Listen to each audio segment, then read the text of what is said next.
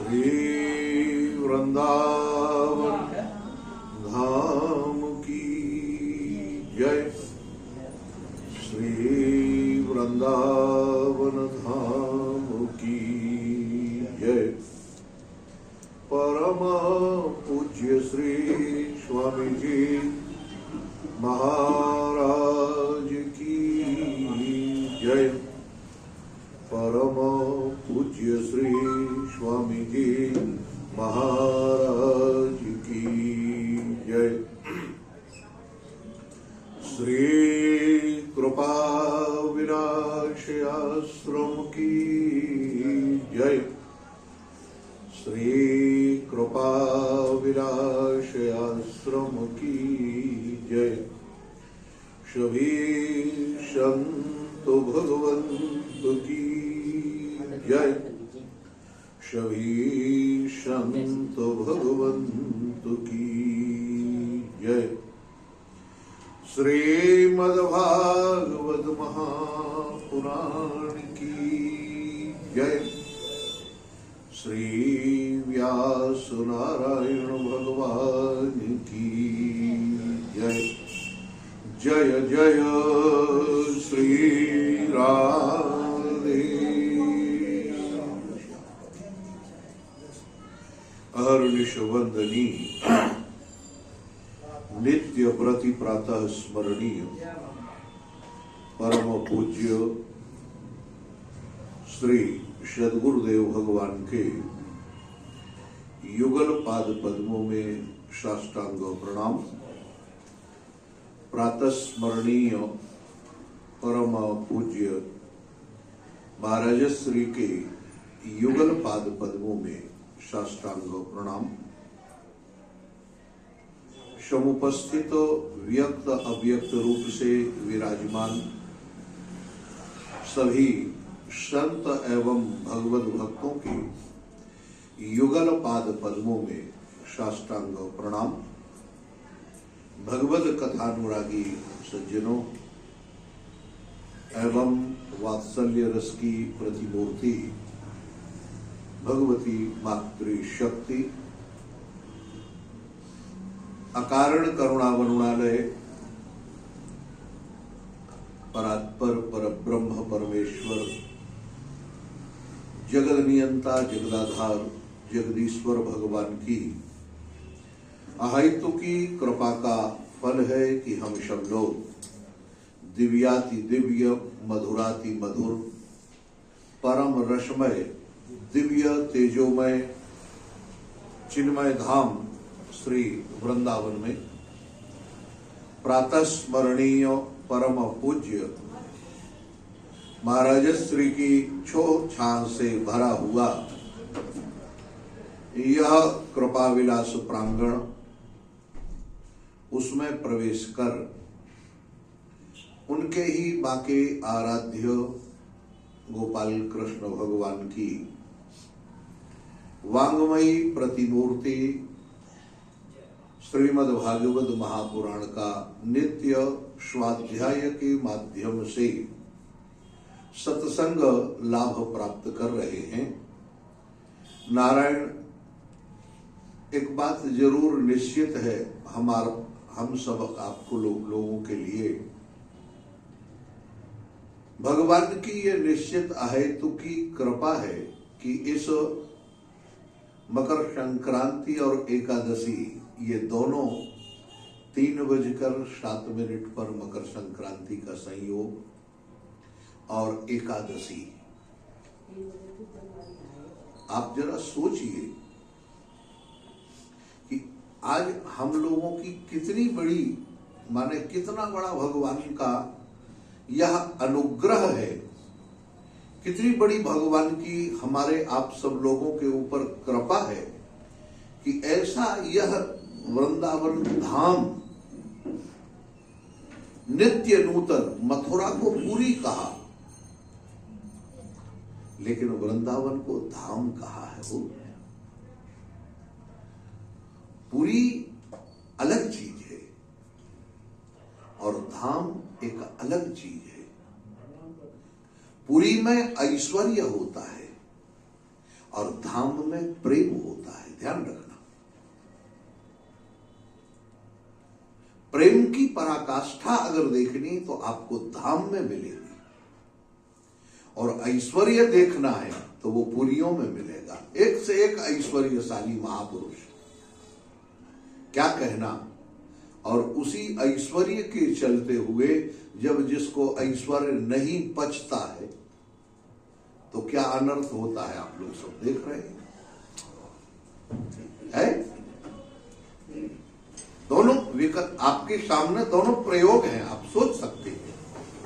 ये वृंदावन धाम है, वो ऐसा विलक्षण धाम महाराज जो प्रेम की पराकाष्ठा भगवान के साथ दिनचर्या, भगवान के साथ कीर्तन करने वाले, मिलने वाले, भगवान के साथ खेलने कूदने वाले ग्वालवाल एक साथ यहां सभी विद्यमान रहे, सब कुछ। तो ये जो स्वरूप है नारायण, ये कहां मिलेगा? ये तो धाम में ही है। भगवान की ऐसी अद्भुत माया है, भगवान की ऐसी अद्भुत लीला है नारायण। आप देखो, हमारा जीवन यहां आकर वही सहज जीवन होता है जो गांव का है, घर में जैसे रहते थे, लेकिन यहां का आकर्षण अलग है कि नहीं? वो जीवन पता नहीं लगता। जब यहां से जाओगे आप, तब लगेगा कि यार हम कहां से वृंदावन छूट के आ पाया। यहां रहते हुए पता नहीं लग रहा, रहते हुए तो शाम को ही पता लगेगा, अरे महाराज इतने समय सत्संग में चलना चाहिए था जाए, लेकिन पूरा दिन आपका बाहर खराब हो जाता है, पता नहीं लगता। और यहां रहते हुए स्वाभाविक, ये धाम का आकर्षण है नारायण। ऐसे वृंदावन धाम में हम सब लोग पुण्य अवसर पर यहां बैठकर भगवान की भगवती भागीरथी कथा गंगा की ओर हम लोग चले। आइए मन को लेके चलते हैं महाराज। कल कल निनाद करती हुई भगवती उत्तर वाहिनी गंगा का देदीप्यमान दिव्य किनारा है। अवधूत शिरोमणि परम आचार्य श्री सुखदेव भगवान, सुखदेव जी के रूप में भगवान श्री कृष्ण स्वयं बैठे हुए और राजा परीक्षित को दिव्य कथा सुना रहे। नारायण, उस कथा के अंतर्गत आप देखेंगे, कथा के अंतर्गत क्या है? कहा महाराज उस कथा के अंतर्गत महाराज प्रभु की दिव्य कथा सुना रहे, प्रभु का जीवन चरित्र सुना रहे। क्यों? महापुरुषों के नारायण प्रवचन से कल्याण होता है, लेकिन प्रवचन से लिमिटेड कल्याण होता है एक दायरे में, लेकिन आचरण से अनलिमिटेड। क्योंकि वो रहनी एक ऐसी है महापुरुषों की, उससे जो दिव्य कल्याण होता है वो कल्याण संभवतः केवल प्रवचन से नहीं होता।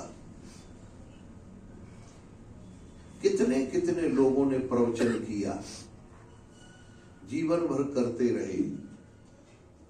हमारे पूज्य स्वामी श्री अखंडानंद सरस्वती जी महाराज, उनका अंतिम प्रवचन था कुछ शरीर छोड़ने से कुछ दिन पहले। जब सत्संग हुआ, बातचीत के दौरान महाराज जी बोले, कहा देखो इस पूरे 50 वर्ष के कार्यकाल में हमको 2 जिज्ञासु मिले, केवल सच्चे जिज्ञासु, स्वामी शंकरानंद जी और स्वामी श्री सर्वानंद जी महाराज। कहा बाकी और कोई जिज्ञासु उस कार्यकाल में, आप जरा सोचो, जिज्ञासु मिलना बहुत कठिन है। हो आज के समय में यहां महाराज प्रभु अपनी प्रजा को दिव्य उपदेश प्रदान कर रहे। नारायण प्रभा एक एकदम शांत वातावरण। मैत्रेय जी विदुर जी से कह रहे, महाराज सुखदेव भगवान श्री राजा परीक्षित से कह रहे, और यहां कहते यद पाद सेवा भीरुचित तपस्विनाम अशेष जन्मो पचितम मलम धियः सत्य क्षिणोत्यनवः मेधति सती यद पादांगुष्ठ विनि श्रुता सरित। यद पाद सेवा, जिन चरण कमलों की सेवा साक्षात कमला करती है, साक्षात भगवती लक्ष्मी जिन चरण कमलों की सेवा कर पल्लव रोचिशाह, हाथ की छाया से सेवा करती है वो। क्यों? भगवान इतने सुकुमार हैं कि लक्ष्मी को लगता है हमारे हाथ कहीं भगवान के शरीर पर चुभ न जाए, इतने सुकुमार हैं। आपको मैं बात याद आ गई, यही सुना देता हूं। नारायण भगवान को ये लगा कि लक्ष्मी जी मन में जब चरण सेवा कर रही है, तो चरण सेवा करते करते नारायण विचार करती हैं कि वो लोग इतने सुकुमार प्रभु ये हिरण्याक्ष हिरण्यकश्यप को कैसे मारते हैं? मार ही नहीं सकते, इनके बस का नहीं है। आप जरा सोचो, एक जगह एक रामायण में चर्चा है, शायद आनंद रामायण या किसकी, अभी वो ग्रंथ का नाम स्मरण तो नहीं है। वहां पर लिखा हुआ भगवान राघवेंद्र सरकार से श्री किशोरी जी ने विनोद किया। किशोरी जी कहती हैं, प्रभु आपने रावण को मारा क्या? इसमें क्या शक है? अगर मैं नहीं मारता तो हमेशा लंका की हवा खाती रहती। ऐसा कहा नहीं प्रभु, आप मार ही नहीं सकते। क्यों नहीं मार सकते? कहा हमको मालूम है, हमने देखा है। कहा क्या देखा है आपने? कहा हमने देखा है जिसको फूल तोड़ने में पसीना आ जाता है,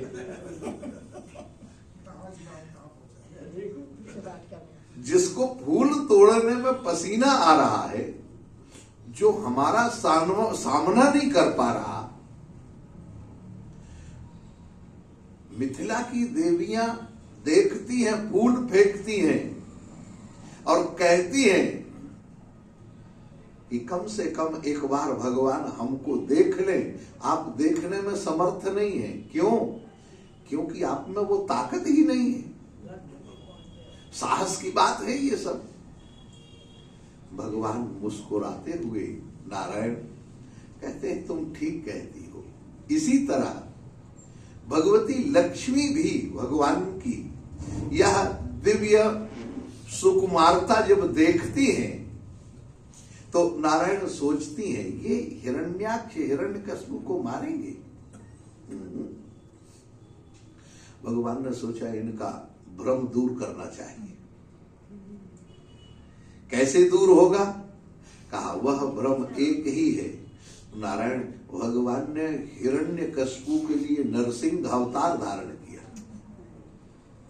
वो केवल लक्ष्मी को बताने के लिए, और इसीलिए ब्रह्मा जी लक्ष्मी जी से कहते हैं कि तुम्हारे पति हैं। लक्ष्मी जी सामने थोड़ी देर देखती हैं, कहा नहीं हमारे पति हो ही नहीं सकते, ऐसे तो है ही नहीं। कहा नहीं तुम्हारे पति हैं। चलो हम कैसे माने? कहा मैं ब्रह्मा जगत सृष्टा देखो मेरे हाथ में वेद है, मैंने आज तक ना सत्य भाषणम ब्रह्मा, मैंने आज तक कभी झूठ नहीं बोला। देवी मैं सत्य कहता हूं, ये आपके पति हैं। लक्ष्मी जी ने कहा चलो तो आपकी बात मानकर हम चले जाते हैं। महाराज पूजन का थाल लिए हुए सजाए हुए भगवती लक्ष्मी जी गई अपने पति की आरती उतारने में। भगवान ने सोचा कि मामला सब गड़बड़ हो जाएगा, अगर लक्ष्मी को देखकर हमारा स्वरूप हमारा क्रोध ठंडा हो गया तो प्रहलाद की महिमा क्या रहेगी।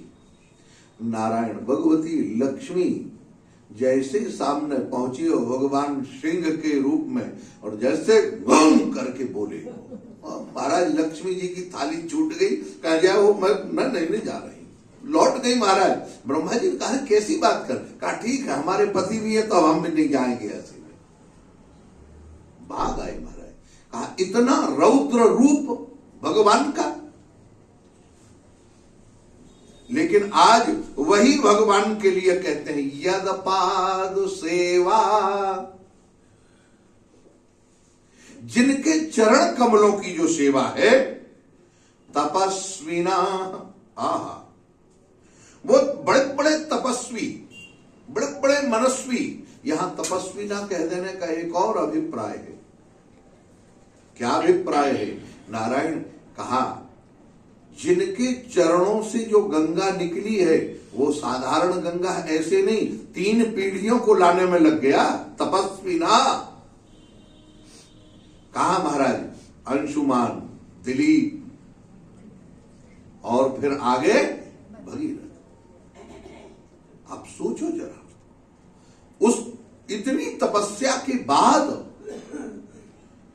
वो गंगा जब नीचे आई, अशेष जनमोट पचितम मलम धिया, उनमें इतनी ताकत, उस चरणोदक में इतनी ताकत है। अशेष जन्म, जन्म जन्मांतरों के जो मल हैं, जो पाप हैं, जो दुख हैं, नारायण वो सब के सब एक बार आचमन करने से, गंगा जी का स्नान करने से, उनका आचमन करने से, गंगा जल पड़ जाने से पवित्र हो जाती है। ये गंगा जी की महिमा है महाराज, गंगा जी की महिमा। हाँ, एक पक्षी वृक्ष में बैठा हुआ था,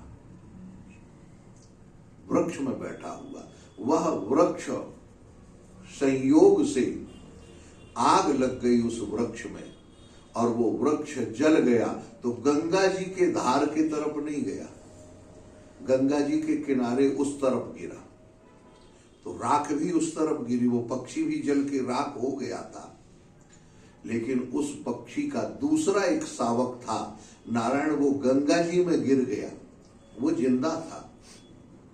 तो उसके पंखों में जो लगा हुआ गंगा जल है वो जब उस राख पे जाकर पड़ा, उससे जो पक्षी था महाराज वह भगवान के धाम का अधिकारी बन गया। यह है गंगा जी की महिमा। यदा ही लोके प्रचलन्ति गंगा तदा ही पापानि बदन्ति कानिचित्, अहो कृतघ्ना मनुजा ही लोके स्वयं कृतान्तेव विनाशयन्ति। नारायण क्या विलक्षण स्थिति है। यदा ही लोके, जैसे गंगा सब तीनों लोकों में प्रचलित है महाराज। अगर कोई 100 कोस दूर से भी, शत योजनम 100 कोस दूर से भी केवल गंगा गंगा कह दे और गंगा गंगा कहता हुआ अगर आगे बढ़ता है और गंगा तक न पहुंच पाए, इसके बाद अगर उसका बीच में ही शरीर पूरा हो जाता है तो वह गंगा के बल से, उनके नाम के बल से भगवत धाम का अधिकारी बन जाता है। यह है गंगा जी का महत्व, यह है गंगा जी की कृपा। नारायण यो गंगा कहते हैं अशेष जन्मोत्मलम धिया, अंतःकरण के सारे दोष दुख सब समाप्त हो जाते हैं। और धिया नारायण जो मलिन बुद्धि है उस बुद्धि में विवेक जागृत हो जाता है। इसलिए सद्या क्षणोत्यमेधति सती, नारायण हमारी बुद्धि भगवत साक्षात्कार के लिए सती हो जाती है। जैसे एक सती संसार में रहते हुए सबके साथ व्यवहार करती है, लेकिन पति के अलावा और उसका दूसरा कोई चिंतन नहीं होता। इसी तरह से ये बुद्धि यदा पदंगुष्ठ विनिस्रता शरित, वो गंगा भगवान के चरणों से निकली है। विनिर्धुता शेष मनोमलः पुमान असंग विज्ञान विशेष वीर्यवान, नारायण उस गंगा चरणों का ध्यान करने पर, जिसके चरणोदक में इतनी ताकत है, अगर उन चरणों का आप ध्यान करेंगे तो क्या होगा। महाराज पृथु कहते हैं, हे सभासदो याद रखना, विनिर्धुता शेष मनोमला, आपके अंतःकरण में, हमारे अंतःकरण में कहीं जो शेष मल रह गए हैं, जो शेष दुख रह गया है, जो शेष पाप का कीचड़ अगर कहीं लगा हुआ रह गया है, तो वो क्या होगा, कापुमान, वो धुल जाएगा। अच्छा कैसे पता लगे धुल गया, बोलो कैसे पता लगे। महात्माओं के पास भी महाराज बड़े बड़े विलक्षण लोग पहुंचते हैं। एक महाराज एक डाकू पहुंचा एक महात्मा के पास। डाकू पहुंचा और कहा, महाराज मुझे दीक्षा दे दो। कहा तुम परिचय दो, कौन हो, कहां से। कहा महाराज मैं डाकू हूं और मैंने 70 मर्डर किए हैं। सामने तलवार रखी, कुल्हाड़ा हाथ में। कहा देखो, महात्मा कांप गए। कहा मुझे तो दीक्षा देनी पड़ेगी महाराज। अच्छा महात्माओं के पास युक्ति होती है, वो हाँ काम करने की। महात्मा ने सोचा कि इसको क्या कहेंगे, क्या देंगे। महाराज महात्मा के पास सफेद कपड़े पड़े हुए थे, रूमाल बांधे थे। महात्मा ने अपना रूमाल सिर से निकाला और वहीं धूनी जल रही थी महाराज। उस धूनी को, हाँ महाराज, उस धूनी में वो रूमाल जो है उस कोयला से कच्चा रगड़ रगड़ के काला कर दिया बिल्कुल। और सूखी डंडी पड़ी थी, वो सूखी डंडी पड़ी थी महाराज, उसको दे दिया। कहा देखो तुम तीर्थाटन करो, और तुमने इतने पाप किए हैं कि अभी हमारा मंत्र तुम्हारे हृदय में ठहरने वाला तो नहीं है। इसलिए ये लकड़ी हरी हो जाए और ये जो गमछा है, हमने जो कपड़ा दिया है, ये जब सफेद हो जाए, बस तीर्थाटन करते करते तुम हमारे पास आ जाना। उस समय हम तुम्हें मंत्र दे देंगे। लो मंत्र देने के लिए उसने कहा ठीक है महाराज, जो आपकी आज्ञा। चल दिया महाराज। वो चला, एक रात एक जगह ठहरा, दूसरी रात दूसरी जगह ठहरा, तीसरी रात, महीने भर हुए, 2 महीने पैदल चलते चलते। रोज देखता था झंडे को और लकड़ी को, सूखी लकड़ी में हरापन कैसे आए। लेकिन महात्मा की तो युक्ति महाराज। एक दिन एक जगह जाके ठहरा, जंगल में रात हुई, तीर्थ में। हाँ महाराज, और कहे एक बात ध्यान रखना, भगवान का नाम लेते रहना, श्री राम जय राम जय जय राम, श्री राम जय राम जय जय राम। बस यही मंत्र तुम्हारा, ये नाम लेते रहना और तीर्थाटन करोगे, जैसे ये तुम्हारी डंडी हरी हो जाएगी और झंडा सफेद हो जाएगा। देखा महाराज, गर्मी का दिन था, वैशाख का समय, जंगल में। हाँ महाराज, ये दाढ़ी आड़ी बढ़ गई थी, जटाजूट हो गए थे ऐसा महाराज। अब ये तो साधु के साथ में रह के साधुता तो थोड़ी बहुत, तो साधुता तो हृदय में आई नहीं। तिलक तिलक लगाने लगा। कपड़े वैसे ही साधु जैसे पहचे। समझ गए महाराज। एक नव विवाहता जोड़ा और कुछ बाराती 2-4 वो साथ में थे, वो सब आए महाराज। विवाह जोड़े तो उसने देखा डाकुओं ने घात लगा दी। अब डाकू की भाषा डाकू पहचान जाता है। उसने देखा ये बैठा था, वो आए महाराज, इसको साधु समझ बैठे। उन्होंने कहा हे महाराज, प्रणाम किया। कहा खुश रहो बच्चा। कहा महाराज हम आपकी शरण में रात बिता लें, हाँ कोई चिंता नहीं, कोई खतरा नहीं।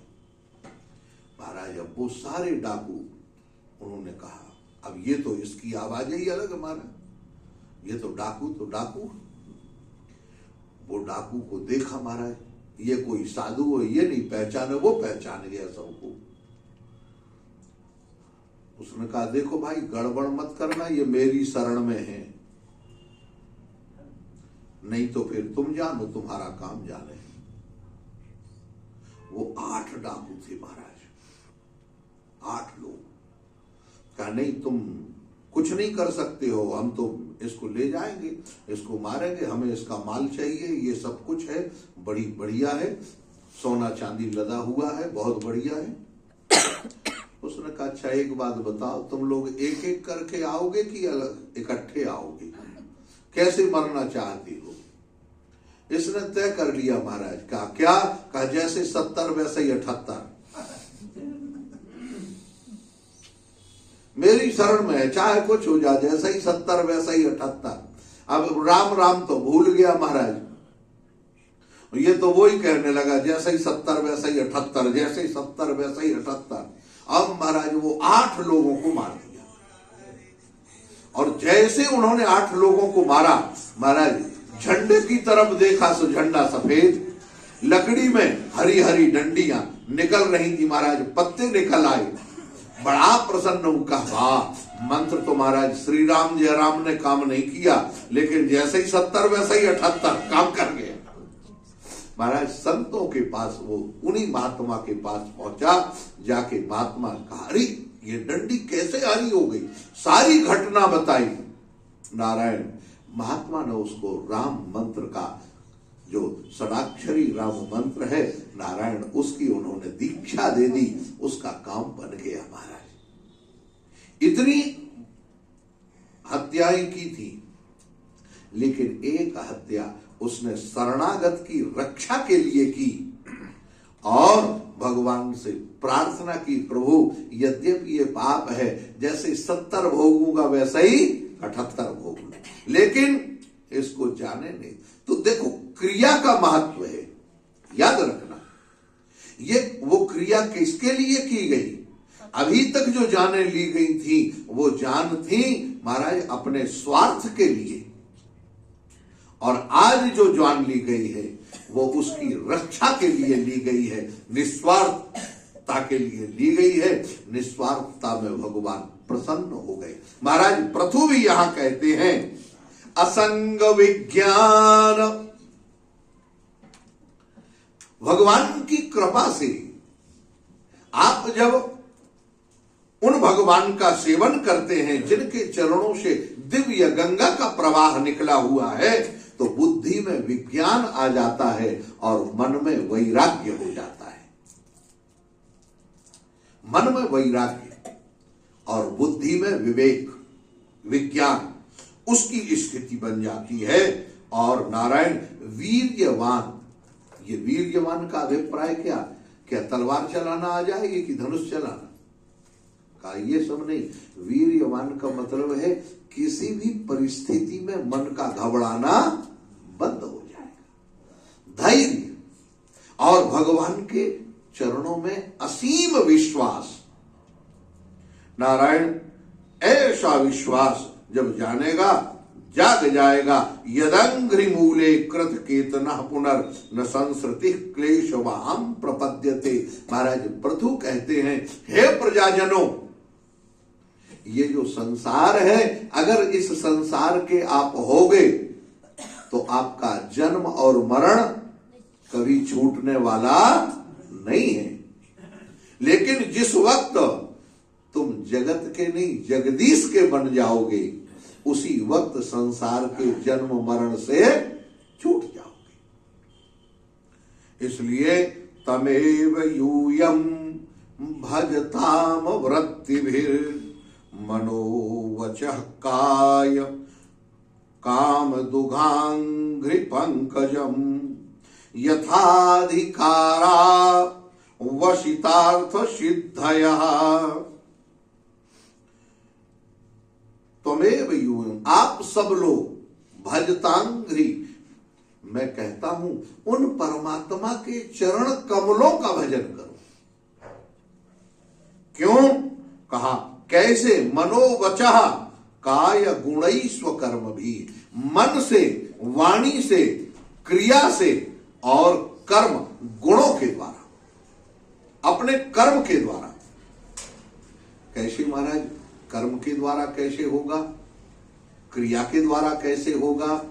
नारायण, आप घर में जो भी काम कर रहे, देखो सुबह आप उठो और सुबह उठ के आपने भगवान का नाम लेते लेते मन में संकल्प आया कि अब हमें जल्दी स्नान कर लेना चाहिए। क्यों? भगवान का भजन करना है। तो वो स्नान करना भी आपका भजन हो जाएगा। तिलक भगवान देखकर प्रसन्न होंगे, ये भगवान का तिलक है महाराज, ये तिलक आपकी साधना बन जाएगी। हमारे गुरुजी कहते थे नारायण कि आप तिलक ठीक समय पर लगाने लग जाएं। रोज 12 वर्ष तक आप अपने माथे पर तिलक लगाने लग जाएं, आपका तिलक सिद्ध हो जाएगा। कभी चूकें, बस समय का ध्यान रखें सबसे पहले। इसीलिए वैष्णव आप देखेंगे भजन चाहे कम करें, लेकिन सबसे पहले का भाई स्वरूप तैयार कर लो, स्वरूप बना लो। क्यों? तिलक का बहुत बड़ा महत्व है वो। हाँ, ये तिलक बताता है कि हम किनकी शरण में हैं, किनके चरणों के सहारे हमारा जीवन है।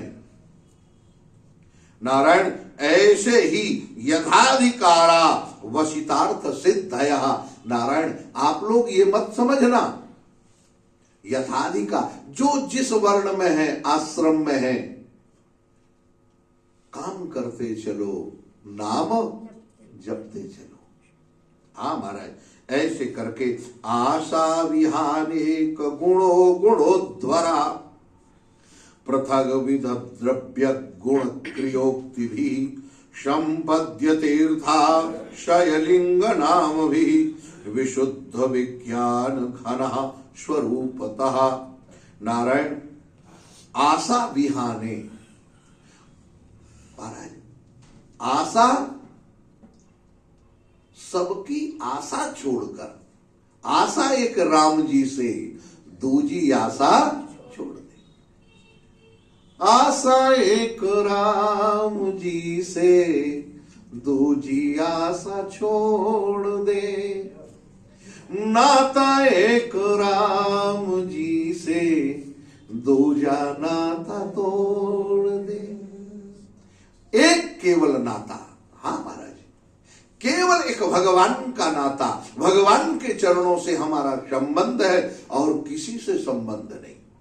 हमें वो खाक शौक वाले महाराज जी, देवादास जी, पहाड़ी बाबा, हाँ महाराज, हमने उनको एक बार संयोग से परिक्रमा लगाते तो वहीं से जाते थे, पहले उनके आश्रम से ही निकलते थे। पहले ये परिक्रमा बाद में तैयार हुई, सुदामा कुटी के सामने से अंदर परिक्रमा होके नारायण देवादासी के दर्शन करें।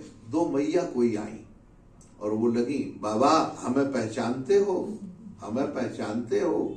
बाबा 1-2 बार ऐसे देखे, कुछ बोले नहीं, लेकिन 2-4 बार माताओं की आदत, अरे बाबा कछु बोल ना रहो, हमें ना पहचाने का।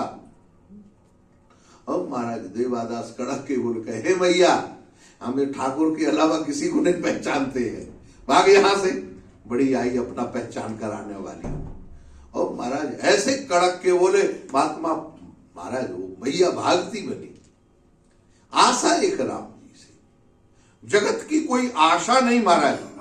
ऐसी जो आमाइन नारायण पृथक विधा द्रव्य गुण क्रियोक्ति भी, सारी आशा छोड़कर जब आप भगवान का भजन करेंगे तो जिस रास्ते पर जो भी घटना घटेगी उसमें भगवान का दर्शन होगा। आप देखो, हाँ, नामदेव जी ने कुत्ते में दर्शन किया कि नहीं किया, बताओ। अच्छा, प्रेत में दर्शन किया कि नहीं किया, और घर में आग लग गई फिर भी लो, आग लग गई, इसके बाद हाँ महाराज घी बूढ़ा डालने लगे। तो ये व्यवस्था कहां से, सबका दर्शन, सब में भगवान का दर्शन हो रहा कि नहीं हो रहा। तो ऐसी जो हर घटना को भगवान की घटना समझे, हर घटना को। आप जानते नारायण, मुझे एक वो याद आती है एक घटना। हाँ, एक दक्षिण क्षेत्र में, दक्षिण के तहसीली की एक घटना है। नारायण, वृंदावन में पहले एक लगभग 50-60-65 वर्ष पहले की घटना है। हमारे गुरुजी सुनाते थे, उन्होंने उनका दर्शन किया है। एक महात्मा थे महाराज, जज स्वामी कहलाते थे, लेकिन उनका नियम था वो वृंदावन के मंदिरों में नहीं जाते थे, कभी बाहर से ही दर्शन करते थे, भीतर दर्शन करने ना, और घूमते थे फक्कड़ महात्मा महाराज, रखना कुछ नहीं, मधुकरी करके जो मिल जाए वही रहते थे। कभी दर्शन उन्होंने, हाँ महाराज, एक बड़ी घटना घटी। एक महाराज केवट था, उस तहसील में केवट के 2 बेटे, एक बेटियां, एक बेटी, दोनों सब आनंद से रहता। अच्छा, केवट भगवान राघवेंद्र सरकार का पक्का भगत था महाराज। हाँ, हर घटना में एक ही कह, भैया रघुनाथ जी जाने, हमारे तो रघुनाथ जी हैं, रघुनाथ हमारे, हम रघुनाथ जी के, बस यही एक ही संबंध था, रघुनाथ जी जाने। कोई पूछे भैया केवट ये बात कैसी है, वो कहे भैया रघुनाथ जी जाने, वो तो रघुनाथ जी जाने, सब कुछ उसका काम केवल रघुनाथ जी जाने। नारायण, समय एक ऐसा आया, बेटी विवाह के योग्य हुई। बेटों ने कहा चिंता मत करो, गांव में अपने जमींदार हैं, सेठ जी हैं, इनसे कुछ कर्ज ले लेते हैं, हम लोग तीनों मिलके कमाएंगे और फिर इनका कर्ज लौटा देंगे। गांव में उसकी बड़ी धाक थी महाराज, ईमानदार बहुत था। अच्छा, जो भक्त होता है ना वो ईमानदार भी होगा, क्योंकि भगवत भक्ति एक वो रसायन है महाराज। भगवत भक्ति आप समझ लीजिए, ये भगवान की जो भक्ति है ये सिंघनी का दूध है, याद रखना। या तो स्वर्ण के पात्र पर रुक सकता है सिंघनी का दूध, अन्यथा उसके बछड़े के भीतर रह सकता है, तीसरी जगह रुकने वाला नहीं है। ऐसा ही ये भगवत भक्ति है। इस भगवत भक्ति के लिए नारायण सिंघनी का पात्र, स्वर्ण का पात्र होना चाहिए।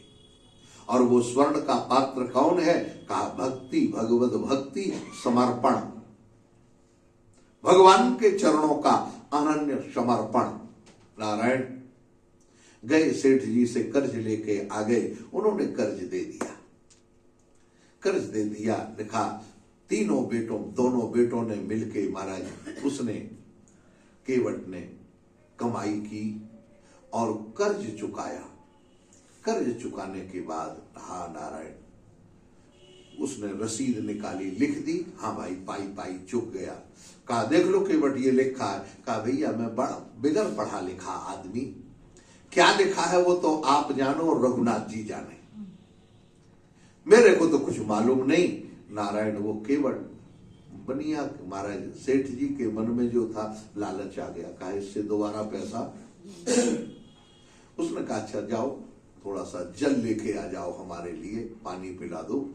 वो गया पानी लेने, तो उसने ऐसे ही कोई कागज में कुछ ऐसा उल्टा सीधा लाइन वाइन बना के उसको दे दी। जो रसीद ली थी महाराज वो उसी रजिस्टर में दबा दी किनारे में और रजिस्टर रख दिया। कहा लो सेठ जी हो गया। वो गया महाराज रघुनाथ जी के चरणों में वो रसीद रख दी। गांव में जो था महाराज मंदिर था रघुनाथ जी का, और वहीं जाके रहने लगा। सेवा करे, सवेरे सवेरे मंदिर का रास्ता है साफ करके, महाराज रघुनाथ जी हम आपकी शरण में हैं, हे रघुनाथ जी हम आपकी शरण में। सेवा करता था, जैसे मैं ये रास्ते को साफ कर रहा हूं, रघुनाथ जी मेरे हृदय को आप साफ कर देना, मेरे ऊपर कृपा करना। ऐसा जब महाराज वो बोलते बोलते एक दिन सेठ जी महीने 2 महीने हो गए जब रसीद के, तो जाके मुकदमा कर दिया, मुकदमा दायर कर दिया, मुकदमा दायर कर दिया। और जैसे ही मुकदमा दायर किया महाराज, अब तो केवट पहुंचा। क्यों तुमने कर्ज लिया? कहा हाँ कर्ज लिया। महाराज केवट कहा कर्ज लिया है तो दिया क्यों नहीं? कहा हुजूर मैंने तो पाई पाई इनकी चुका दी है, इन्होंने रसीद भी दी, वो जो उन्होंने लिख के दिया था वो कहा ये रसीद है मेरे पास, ये देखो। जज ने देखा तो उसमें कुछ लिखा ही नहीं था, उल्टी सीधी लाइनें बनी। कहा ये तो कोई प्रमाण नहीं हुआ। कहा हुजूर मैं बगैर पढ़ा लिखा आदमी। रोने लगा। कहा अरे रो मत, ये बताओ तुम दोनों के बीच में कोई था? केवट बोला हुजूर मैं क्या बताऊं, मेरे और इनके बीच में केवल अगर कोई जाने तो रघुनाथ जी जाने, तीसरा कोई नहीं था। जज समझा कि हे भगवान गरीब आदमी है, रघुनाथ जी इनके घर में कोई होगा, गांव में कोई बड़ा मॉल। अच्छा संयोग की बात कि 2-3 गांव में रघुनाथ नाम का कोई व्यक्ति नहीं, ऐसी लीला। अब महाराज वो केवट अच्छा का आप चिंता मत करो। जज ने अगली तारीख दे दी महाराज, अगली समय तारीख को पेशी है, आप आना, और गवाह के नाम पर सम्मन जारी कर दिया। जज ने अपने खर्चे से एक पुलिस वाले को बुलाया, सम्मन जारी किया रघुनाथ जी के नाम। केवट वहीं रघुनाथ जी, अब वो सम्मन लेके महाराज पुलिस वाला जो है नारायण एक गांव से दूसरे गांव, दूसरे गांव से इधर उधर घूमे, कोई रघुनाथ जी हो तो मिले। एक व्यक्ति मिल गया महाराज, क्या बात है कैसे घूम रहे? कहा महाराज वो रघुनाथ जी करके कोई है? कहा रघुनाथ जी कोई है नहीं, मंदिर है रघुनाथ। कहा तुम वही बताओ मंदिर, कम से कम इस संबंध से पिंड तो छूटे। दिन भर हो गए, परेशान हो गए। महाराज पुजारी जी भगवान की आरती करने वाले थे सायंकाल, तब वो सम्मन लेके पहुंचा, रघुनाथ जी का नाम रघुनाथ जी के। पुजारी जी ने समझ लिया केवट वहीं रहता था महाराज। कहा जब रघुनाथ जी ने सम्मन बुला ही लिया है तो हम कौन होते हैं लौटाने वाले? अब देखो ठाकुर जी जब बुद्धि बदलते हैं। अब ओ महाराज कहा ठीक है ले आओ। पुजारी जी ने दस्तखत कर दिए, सम्मन ले लिया और लिया महाराज रघुनाथ जी के चरणों में रख दिया। और जैसे ही सम्मन रखा महाराज पुजारी जी आरती करने के बाद कहते हैं हे ठाकुर जी आपको नई नई ड्रेस तो कई लोगों ने दी है, पोशाक 56 भोग भी कई बार लगाया है, लेकिन आज इस गरीब के द्वारा, ये गरीब भक्त आपके चरणों के सहारे है और पहली बार किसी ने सम्मन आपको जारी किया है।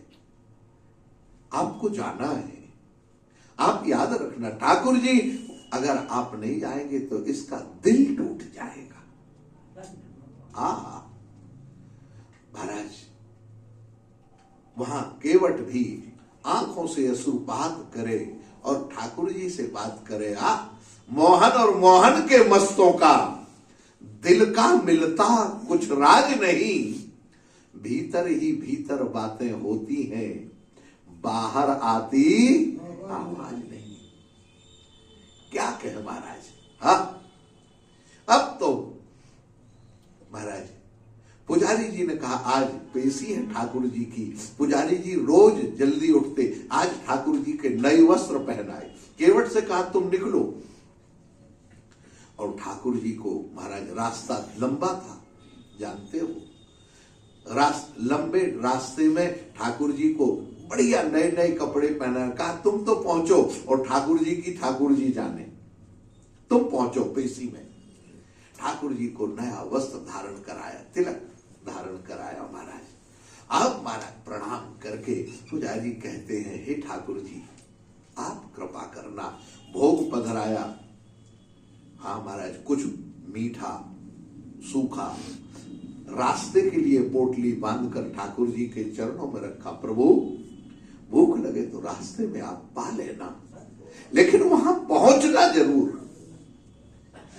इस केवट का, ये आपका भक्त है महाराज, ये आपका स्वामी, आपका सेवक है, आप जरूर पहुंच जाना। महाराज यहां से पहुंच गए, आप देखें। हाँ,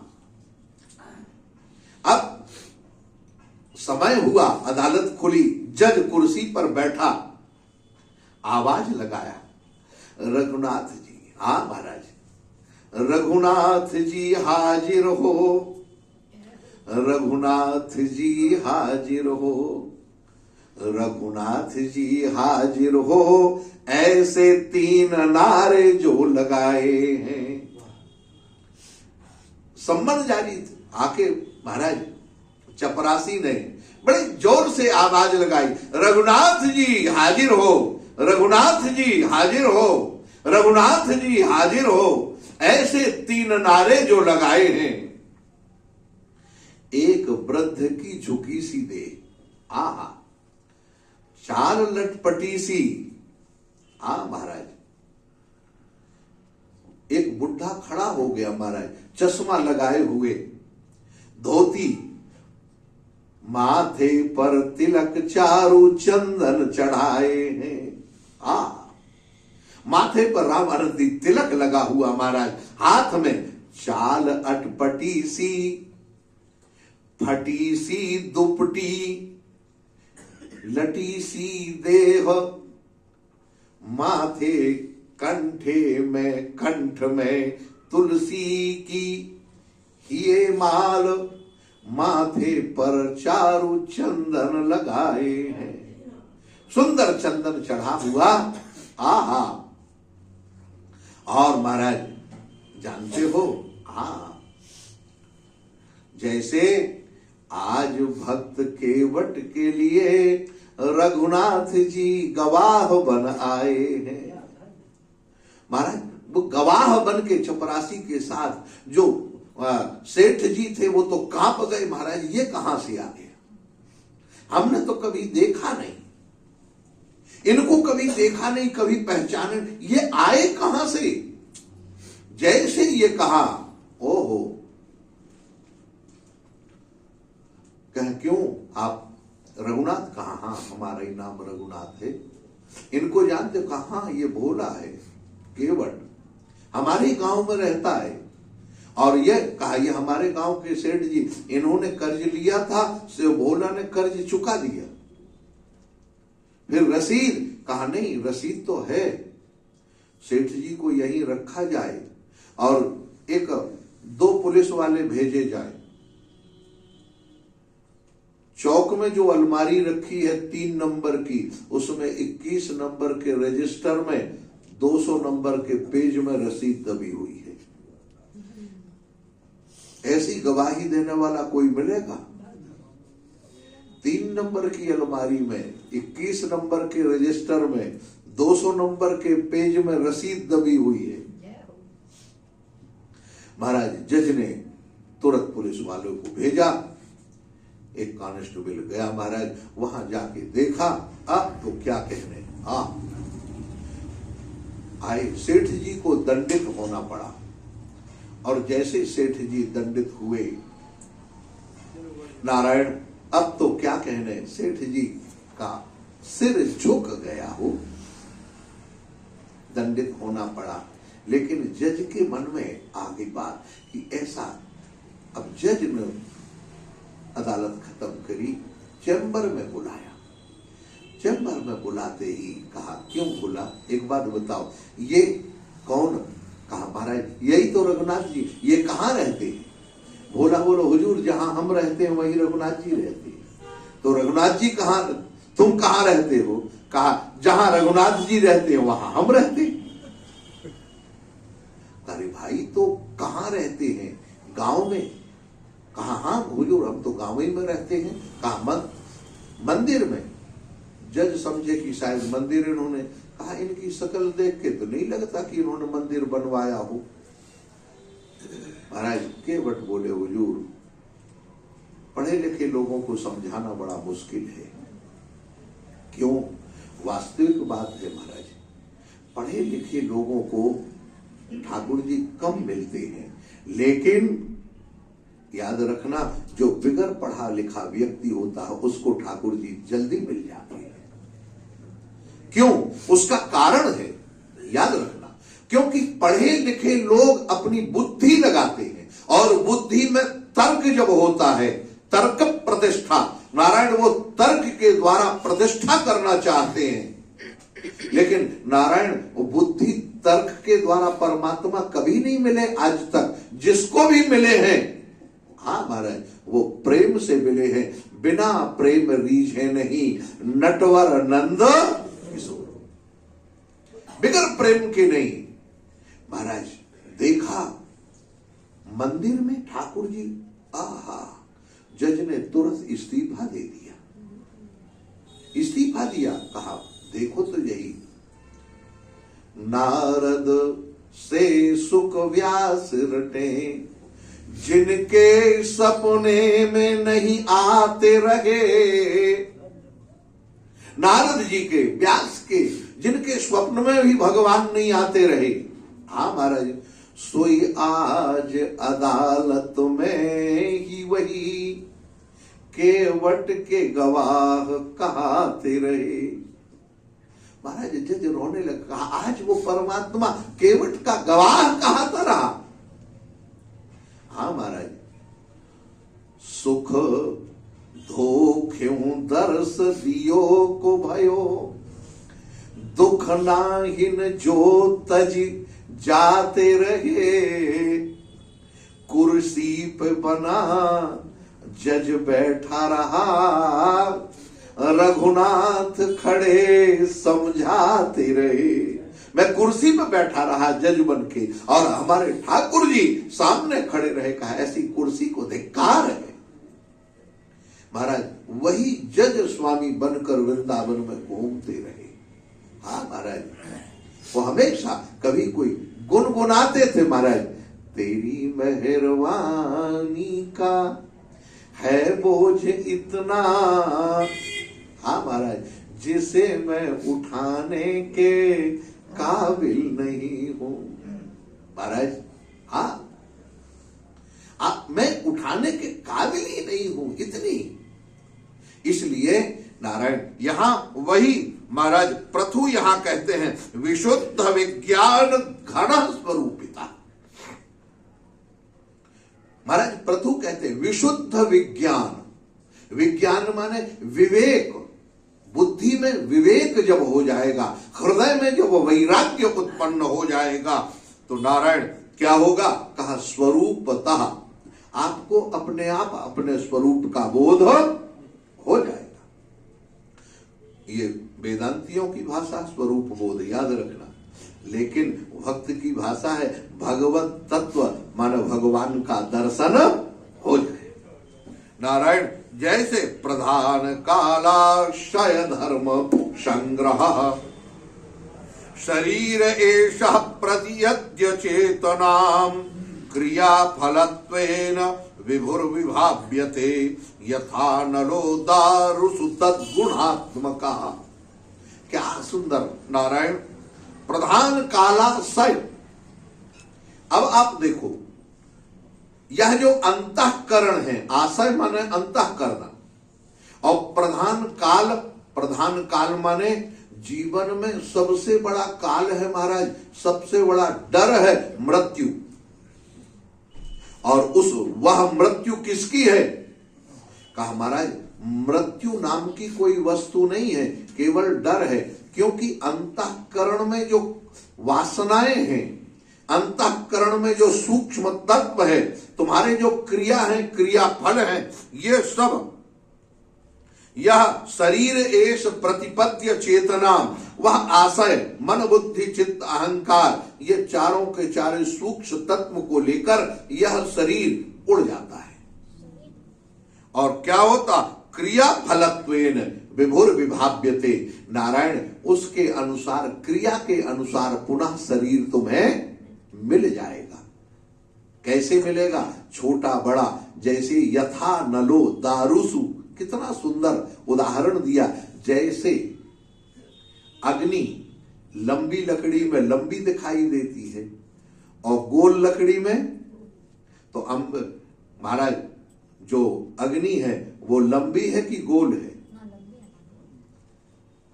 लोहे में लोहे के आकार की अग्नि हो जाती है। बाल्टी को गर्म करो तो अग्नि बाल्टी के समान दिखाई देगी। हथौड़े को गर्म कर दो, उसमें अग्नि जब व्याप्त होगी तो वो हथौड़ा के समान दिखाई। तो क्या अग्नि किसी के समान है? कहा वो जिसके स्वरूप में जाता वैसे ही दिखाई देने लगती है। इसी तरह से नारायण जब तुम्हारी बुद्धि शुद्ध हो जाएगी, अंतःकरण पवित्र हो जाएगा, हमारे मन में असंगता और बुद्धि में महाराज विज्ञान उत्पन्न हो जाएगा, तो ये जितनी योनियां हैं इन सारी योनियों में केवल अपना परमात्मा ही दिखाई देने लग जाएगा। नारायण इसीलिए अहो ममामि वितरन्त्यनुग्रहं हरिर्गुरुं यज्ञ भुजमेघमीश्वरम। आप लोग इतना याद रखें, क्या? अहो ममामि वितरन्त्यनुग्रहं, आप लोग मेरे ऊपर अनुग्रह कीजिए। प्रजा से महाराज प्रथु कहते हैं आप मेरे ऊपर अनुग्रह करें, मेरे ऊपर अनुग्रह होगा।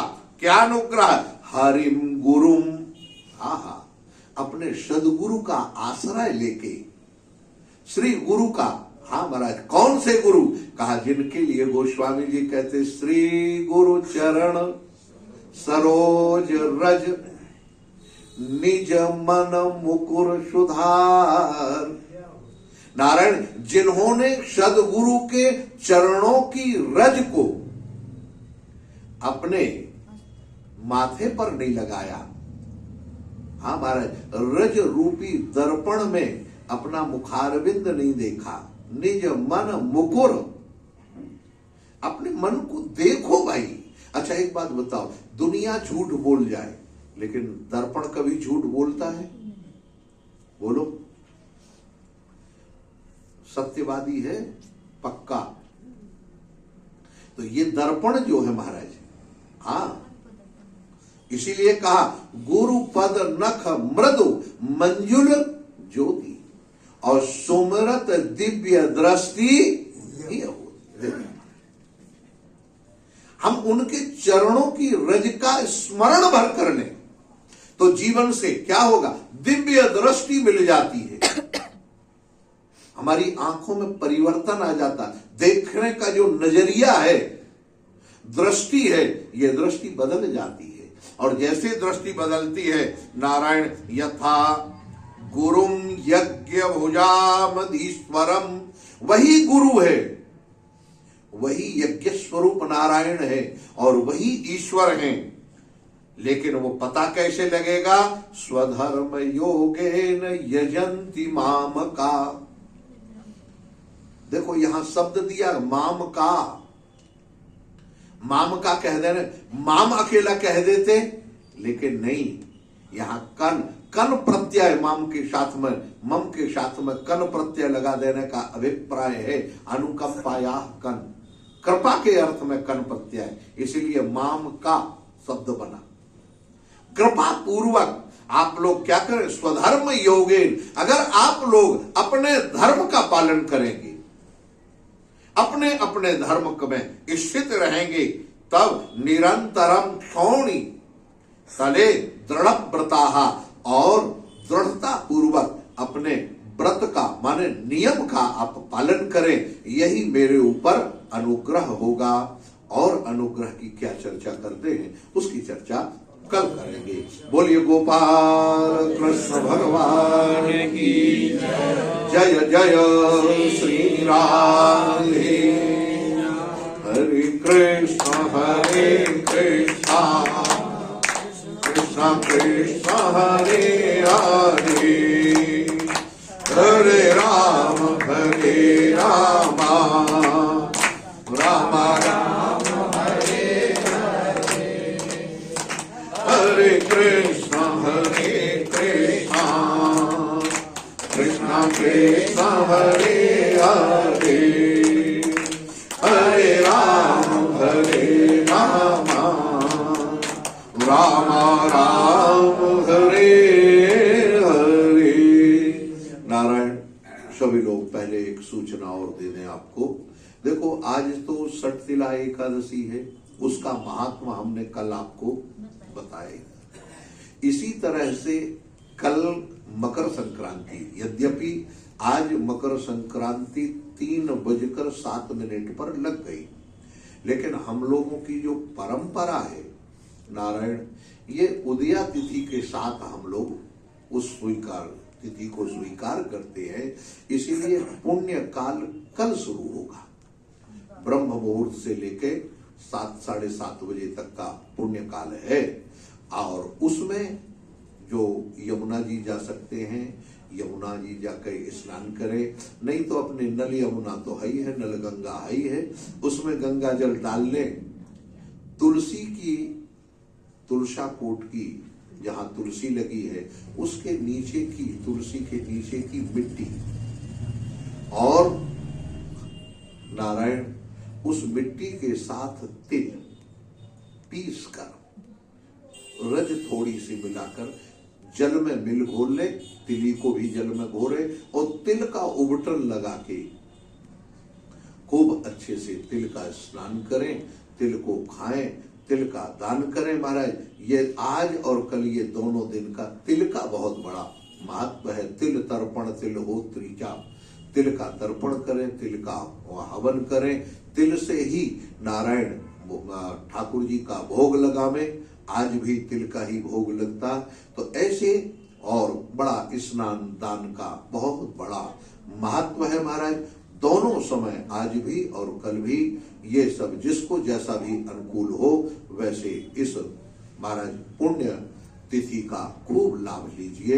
बोलिए गोपाल कृष्ण भगवान की, श्री गोपाल कृष्ण भगवान की, श्री वृंदावन धाम की, परम पूज्य श्री स्वामी जी महाराज की, श्री कृपा विलास आश्रम की जय, सभी संत भगवंत की जय, श्रीमद्भागवत महापुराण की, श्री व्यास नारायण भगवान की जय जय श्री राधे। नारायण, सभी लोग जो जहां हैं वहीं से परम पूज्य महाराज श्री को प्रणाम करें और प्रसाद लेकर अपने निज निवास स्थान की ओर प्रस्थान करेंगे। बोलिए श्री गोपाल कृष्ण भगवान की जय जय श्री राम।